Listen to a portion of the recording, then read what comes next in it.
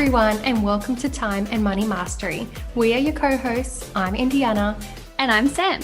Before we dive in, make sure you hit that subscribe button so you never miss out on any of our episodes. Now, let's get started.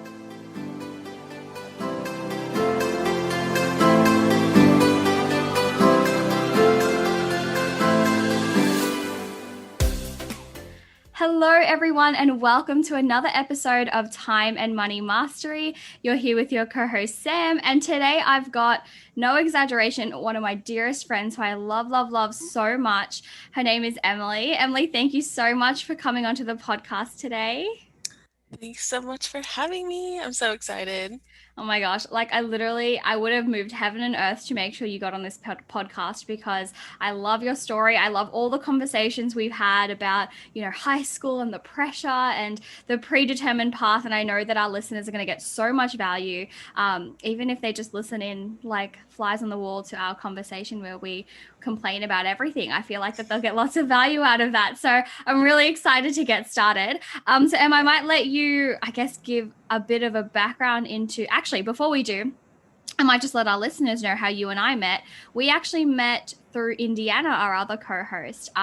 So they were friends from when Emily was here in Australia, which she will be back here in Australia very, very soon. I can feel it in my soul. And she became one of my first coaching clients. So she trusted me when I was still brand new, still finding my way. And we've become unbelievably great friends. And I'm just so excited to have you here. Like, if that's not clear from all of my rambling. But let's give the readers, the listeners, a bit of insight into you. So tell us a little bit about you and what you do.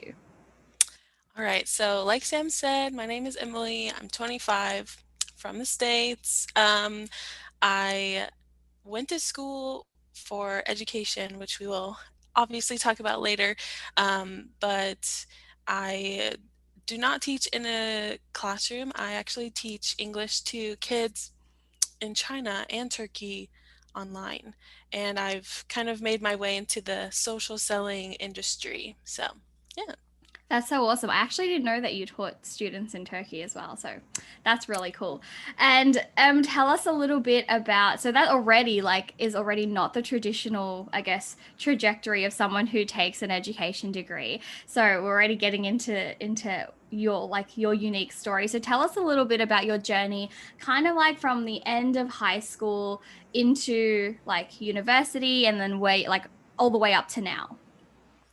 Yes. So when everyone is in high school, we're always thinking about what we're going to do after. And I didn't really know anything else other than college. So that just automatically was my plan. Like year 10, I knew that I was going to go for education and I wanted to be a teacher, mostly because it was a good, quote, mom job. Because I knew later in life I would want to have a family, and, it's a good job for having a family. And so I was just like, oh, I'll just do that. And nothing else really interested me. So I was just like, I'll just do that.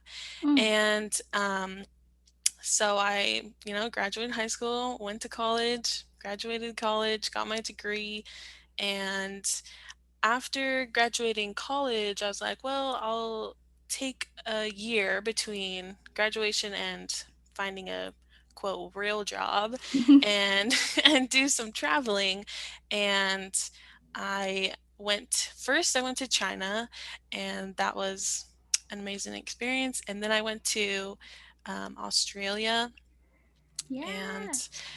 And now I'm an online English teacher because I love kids in China. They're the cutest. And here we are.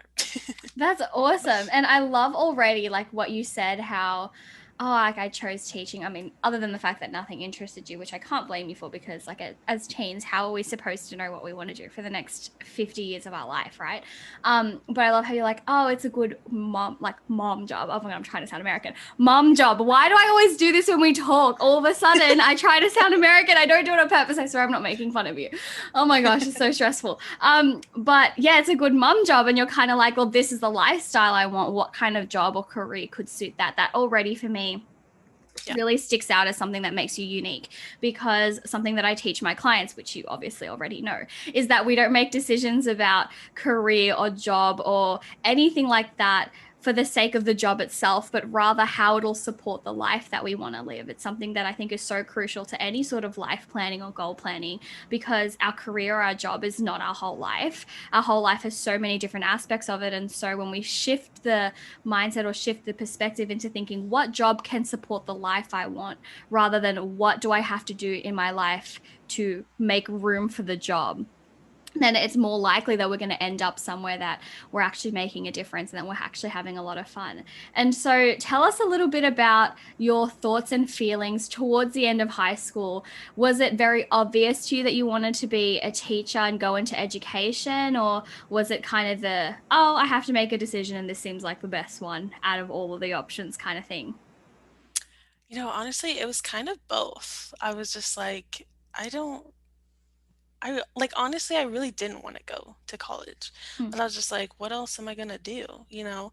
And so I just decided to do it, and honestly, it was the easiest one I probably could have chosen. Nursing was also on the table for like 5 seconds, but that that came off pretty quick because I don't like to study. I'll be honest. I can't spend 12 hours studying. I just couldn't do it. Um, so yeah, and it's funny that you say that, we choose a career that will support our lifestyle, because I knew before I went to school that teaching would not support my lifestyle that I wanted to live. Mm. And I knew that I would kind of have to, I guess you could say, give up the life that I wanted to live, or just like hope that my husband had a good job and could Yeah. afford to do things, or, you know, just hope that the universe would help me live Mm. out my dreams. And so that was kind of sad to me, but I was just like, I feel like I have to give up that Mm. in order to live, to make Mm. money and support myself. So yeah, it's that's kind of what happened. It's crazy that you say that as well, because from the outside, that's definitely not what it looks like. Like, I mean, obviously, like I have a little bit of insight into your life that others might not, but from the outside, that's definitely not what I would have guessed. And it's interesting that you say that you never wanted to go to college in the first place. Like, when I remember being in the final years of high school, so the equivalent of like senior year, I guess, for you guys. I forget that you know Australian, so I'm just going to talk in Australian. When I was in year 11 and 12, and I was thinking about what I was going to do after high school, you're right, like college or university was like the only thing I knew. Like I thought, I could take a gap year, I could travel for a while, but it was always like a gap year to then eventually go back to university. It wasn't like a gap year and then do something else. It's like the understanding would always be that I would end up going to university and getting a degree. It's so interesting because this last week, I was actually at a conference with a whole bunch of people from all over the world, majority of them from the States. And I was speaking to one of these guys because he was kind of complaining about his teenagers. And he's like, oh, they don't want to go to college. I don't know how I'm going to convince them. Like, I spent all of this time saving money. They don't even want it. Like, what am I going to do? You talk to, young people. How do I convince them to go to university? And I literally said to him, I was just like, well, to be honest, my first response is complete shock, because in Australia, because we have government assistance, because we have HECS, because that's everything is basically set up for us to go to university. Like, I would guess that 98% of the people that I spoke to in year 11 and 12 just assumed that university was what they were going to do.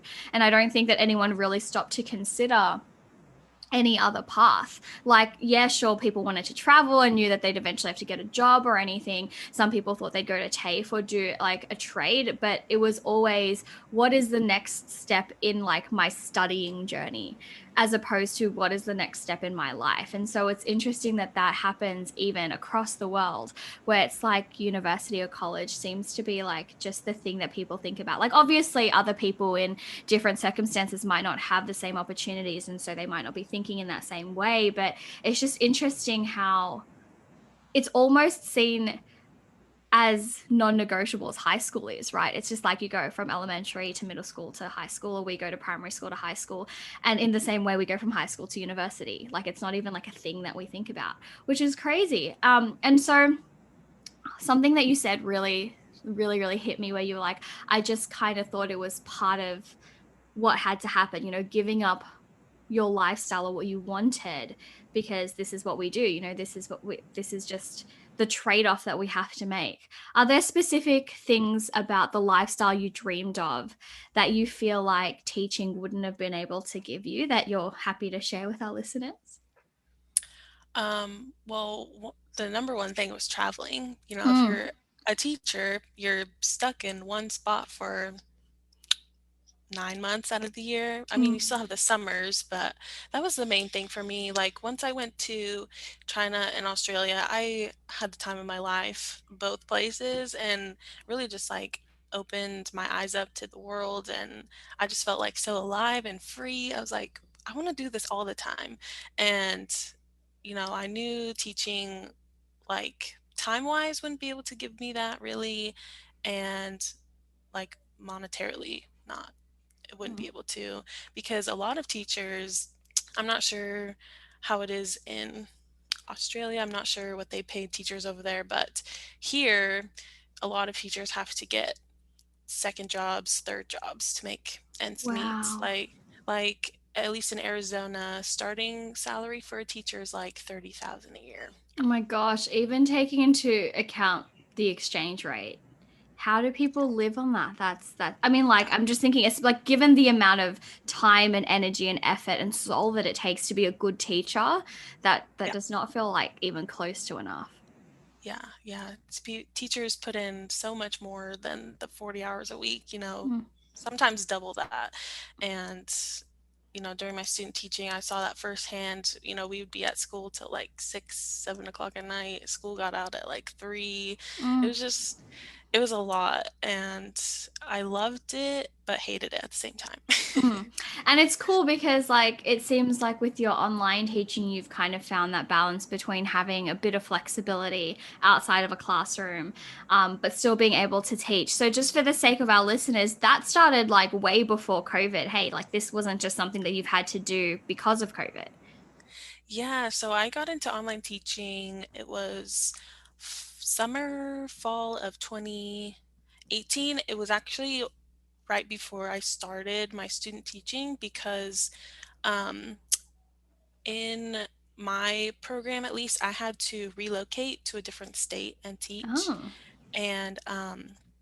And so they recommend that you don't get a job while you're teaching because you're basically doing all the working. work of a Yeah. full-time teacher, Yeah. you know, but and so I needed a way to make money because I was still saving for my trip to China, which was a few months after student teaching. And I was like, well, I can't not get a job, but I don't know what else to do. And so I found online teaching, and I would teach in the mornings before school, and I would go to school, and then I still had like the evenings and stuff for family and planning. And it was honestly the best thing to ever happen to me because I can teach from my bedroom and I don't have to commute and I can wear pajamas, and it was Yeah. just, You and I have yeah. definitely had a few coaching calls where we both just roll out of bed and are still in our pajamas. So I totally appreciate that. Yeah, so yeah, I've been doing it. It would be 3 years in August, and it's the best. Wow. Well, first of all, congratulations. Your Thank little you. anniversary is coming up soon. I say little, but 3 years is a Yes. long time. And Yeah. what's really cool about that, I just need to give props to you. You know, you could have easily been like, nah, this is too hard. There's no way I'm going to make my dreams happen. But you knew that you wanted to go to China and you knew that you needed to find a way to make it work. And you did. And I think that that's so, so unbelievably cool because I know too many people that would just be like, nah, it's too hard. I'll just put it off for another time. Or like, oh, woe is me, the world is against me. But I love that your attitude is like, nah, we're going to find a way. And you found a way. And that's incredible. And so, bringing it back a little bit to, I guess, the typical career journey, when you were deciding to do teaching before online teaching was even on your radar, what was kind of the typical career journey or path that you thought you would take? And how does that kind of differ from like what you're doing now?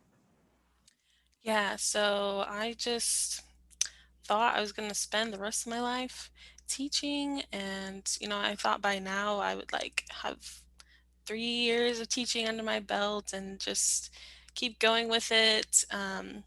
But now I really don't like the idea of trading my time for money Mm, anymore. I think it's my time is worth more than that. And that's kind of how I got into the social selling aspect. Yes. Oh my gosh. Let's talk a little bit about that because that's something that you and I talk about a lot in our coaching sessions. So, for those of you who don't know, I'm going to say it like an Aussie and you're going to say it like an American. It's going to sound so much better when you say it. So, Emily sells for Arbonne. So, she's an independent consultant with Arbonne. If you don't know, they are not a pyramid scheme. I'm just going to come right out and say it because too many people, when they see that I use the products, they're like, oh my God, that's a pyramid scheme. Stop buying. It is not a pyramid scheme at all. And they have incredible products, like not sponsored by Arbonne. I just got to say, like, I do love the products and my life has changed since using them. Because they're all natural and I love it. I need to stop sounding like an advertisement now. But what's really cool is that you have this extra thing on the side, a bit of a side hustle to help support you in the lifestyle that you're building. So before we go into that, did you ever think when you were in high school that you'd be doing something like this? Absolutely not. I never thought I would be one of those girls. Mm. Um, I I too thought it was a pyramid scheme or just it was too good to be true or just it just seemed kind of cringe to me. I was like, I don't want to do that. Um, but I had this girl in one of my classes, actually in university, and she was a consultant, and she would post about it, and I was like watching, and I was like, oh, this kind of seems interesting. And the products that she was showing were like things that I'd always wanted to try, like protein powder and a greens powder, because can never eat vegetables that I need in a day. So Yeah, I feel that. I um literally had my greens this morning. I've been slacking on that. I need to get on it. Um, but yeah, it just seemed interesting to me, and I, found more people on Instagram who were a part of it, and there's just something different about it. And I was like, I think this might be what I'm looking for in terms of not trading time for money and being able to live the lifestyle that I want. And it just seemed to make sense. And it took me a while to actually come around to the idea of it. It took me like 7 months to like finally just Mm. jump in and sign up. And I'm glad I did. I've learned a lot and, still not where I want to be, but that's okay. Life's a Mm. journey. We're Yeah. just going. So yeah. That's awesome. And I just like, there's something about Arbonne because I'm personally not an independent consultant. But I do use the products, and there's just so many of my coaching clients actually do Arbonne or something like Arbonne, like isogenics or like one of my boyfriend's cousins, she does Thrive. And so like I know that there are so many different avenues out there that people are utilizing to help build their dream life. But then you've got those people like those haters who look at it and they're just like, nope, that doesn't work. And because it didn't work for them, that it must be a pyramid scheme. And what's interesting, because a lot of the clients that I had who would speak to me like, oh, like I'm ready to give up, like what everyone is saying to me is really getting to me, like how do I push past it? And what's interesting is that you wouldn't expect 100% of the population to go into business and succeed straight away. You know what I mean? Like some people have the tenacity, have the mindset, have the soul to do something as difficult as business, something that can be as difficult as business. And in the same way, you need the same, like a different set of skills, a different mindset, a different kind of tenacity to be able to do something like Arbonne or any type of social selling. Like I personally would never make it to the Olympics because I know that I do not have the mindset, tenacity, or soul to become an Olympic athlete. But there are hundreds of people who are, I'm guessing it's hundreds of people who do have that capacity. And so for any of our listeners out there who are either a part of social selling or think that, or are like, a hater of it, I really just want to draw attention to the fact that you get what you put into it, not just in this, but like in life, in anything really. You don't say that you have a goal at work and then put in less than incredible effort and expect to be rewarded and compensated. You have to put in what's necessary to make it work. And so I think that's just something that I wanted to bring up because I think it's just such an excellent point to make, is that not even just in social selling, but in life in general, so many people think that their time should should reflect better rewards, and things like Arbonne or things like social selling, things like business are a great thing to get into because you're not trading time for money. When I was in my full-time job, I remember sitting there thinking, I'm getting paid the exact same amount as someone who's doing like half the amount of work or half the effort that I was putting in. And that thought literally frustrated the crap out of me. I'd see this person at work and I'm thinking of her right now, and I really don't want to, like, I'm not going to like bring it up. I was thinking about her, and like I know she had her, like, things were going on, but I would look at her and think, if we were getting compensated for the amount of effort that we were putting in, there is no way that we'd be paid the same. And it was just unbelievably frustrating for me because I had two options. I could either keep going and keep putting all of my effort and forget about the fact that it hurt me to my core, or I could complain and put less effort and, bring myself down to a level that I wasn't comfortable with. And so I eventually got out because I knew I needed to find something that truly reflected the effort that I was putting in. And so I know that if I'm not getting the results, that's on me. And that's okay, because I know that when I put in the effort, the results that I get are also on me. And so I think that that's really cool that you found something like that for yourself. And let's talk a little bit about Arbor now and why you decided to go into it in the first place. Yeah, so I just wanted something that I could make money from and that I enjoyed, and um, that had a good community. Those were my top things I was looking for. Mm. And it helps that I already had friends in it. But once I joined, I just made more friends. And, I've never experienced something like Arbonne. It's just a different vibe. Like, everyone who's in it is just so nice. And I've never had a bad experience with the company or anyone I've met. Like, it's just been so good. And people listening are probably like, yeah, this girl is lying. But I Yeah. promise on my life, I'm not. Like, I know it sounds, I know, but Yeah. it's good. Yeah. And it's one of those things, like, don't knock it till you try it, right? Like, you can, if you decide you don't want to try it, that's fine, but there's no point in hating if you don't know.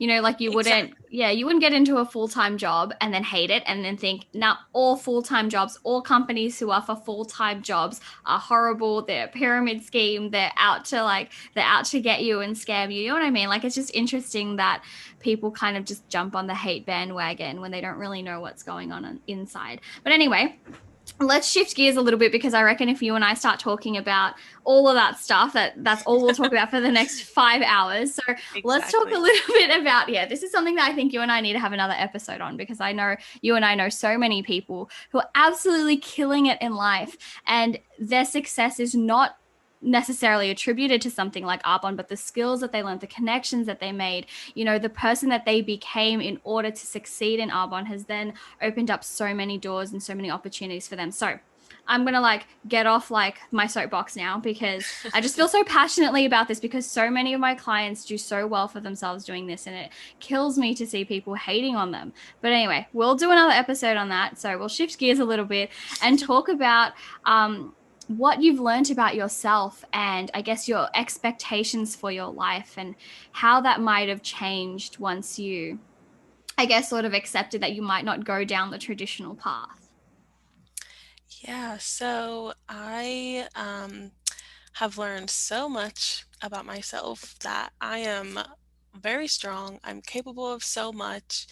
Um, I know you know this, but a lot went down when I Mm. was in Australia, and Oh, yes. it was one of the hardest times of my life, but we came out, I survived. And I've really built up my resiliency, I think, and I don't shy away from things that are uncomfortable now, because I know that whatever happens, I'll be okay, and there will be a lesson to be learned um, in any experience that happens. And so that's, what I've learned so far. And as far as, where I thought I would be in my life right now, honestly, I thought I would be married Oh, with same. Elise. Same.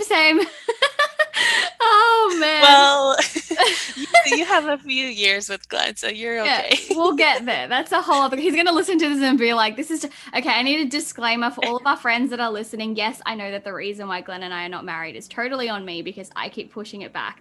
But like, this is not his fault. This is mine. I will take full responsibility. But anyway, continue. I totally interrupted you. You're totally fine. Glenn, if you're listening, this is a hint. I know it's like okay, Just hint. just do it. This is me like saying that I'm ready now. Oh my God, Yeah. it's gonna But kill yeah, me. I thought I would be, married with at least one kid, and I thought I would be teaching a classroom full of kids, kind of low-key hating that. Mm, You know, um, when I was student teaching, like I said earlier that I loved it and I hated it. Loved it because, you have a classroom full of second graders who say the funniest things and are super cute, and they make you smile and you love being around them. But then you get to the teaching part, preparing the lessons, you making sure you do everything that you're supposed to, and it's a big responsibility.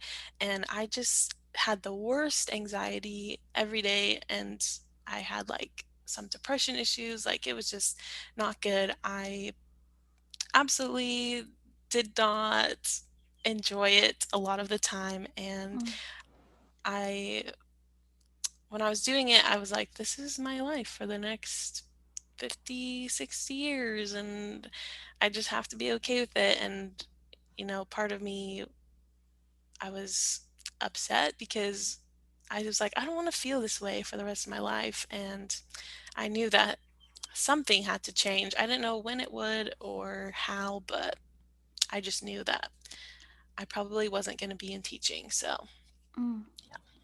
Well, wow, like so much just like insight, and that just totally hit me. Well, the first thing that I want to kind of bring to our listeners' attention is the fact that all of these lessons that you went through, like on the outside, someone who might fully believe in the system and fully believe in the predetermined path would have been like, well, she ended up in teaching anyway and she wasted all of this time.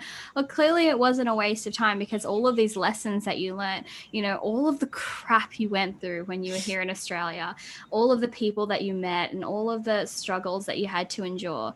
Yes, like if you went down the traditional path, it would have had its own set of struggles, but you wouldn't be the person you are today. The person that I love so, so much without having gone through all of this struggle. And so I think what's really cool is that you've come out of it knowing that you're better off for having experienced all of that. And I think a lot of our listeners, especially our younger listeners, think that, oh, I need to make these decisions now because if I make the wrong one, then I'm going to waste my life. I'm going to waste my time. And that's something I was so stressed about in high school. I was so worried about choosing the right degree and the right job and like making the right decisions in my relationships and making sure that I was doing the right thing. And it was so exhausting trying to figure out what the right thing was, all because I was so scared that if I made the wrong decision, that not that I wouldn't get the opportunity again, because I knew that I could always change my mind and change my mind again, but it was more, I was terrified of the thought of wasting time.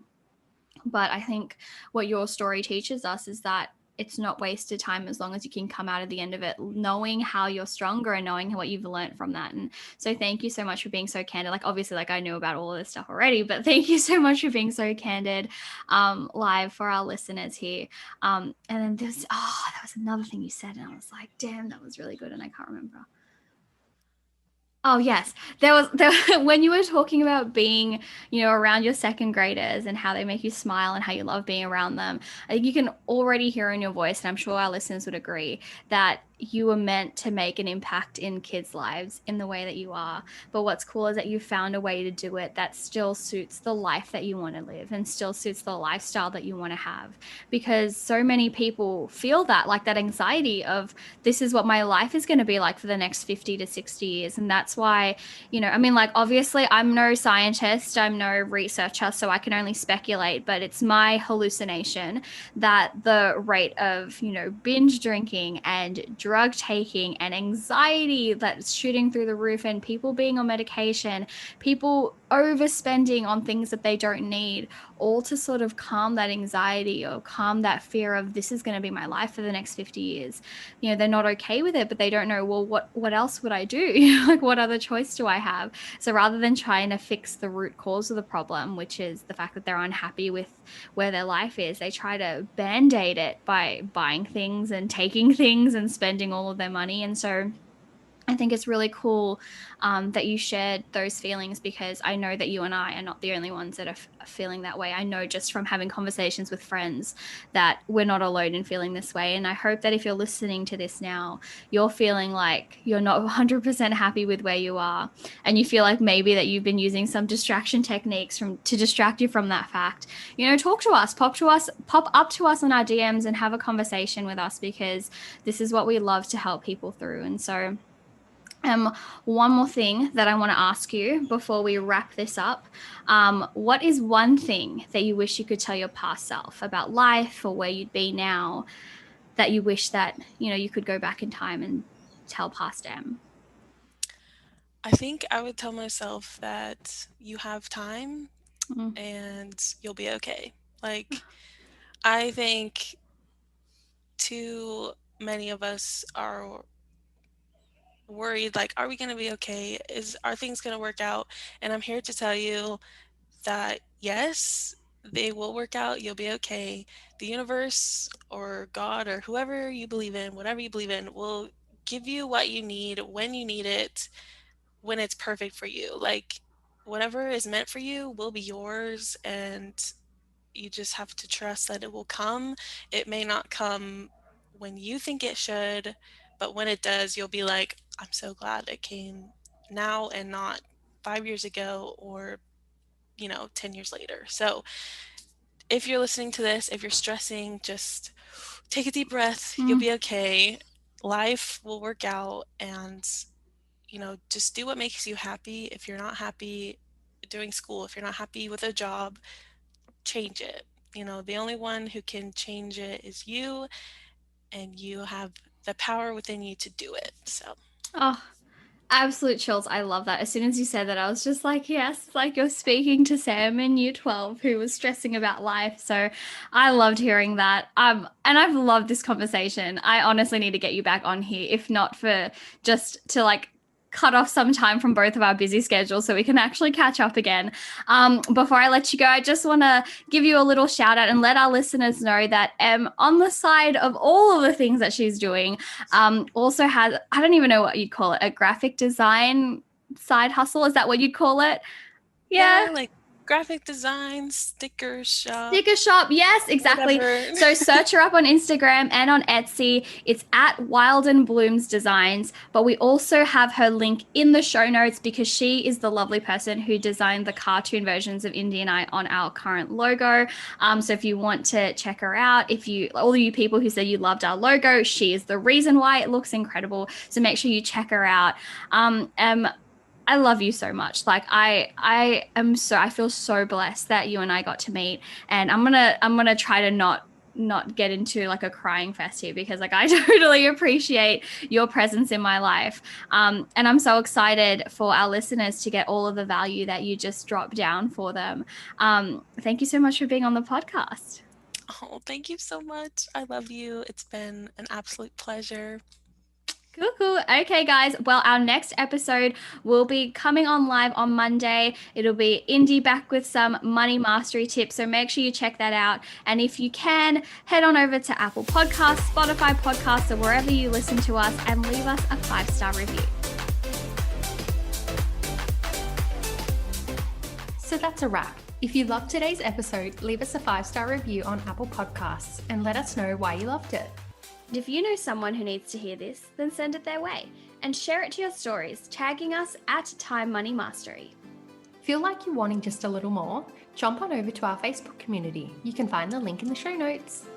That's all from us today, fam. We'll see you soon.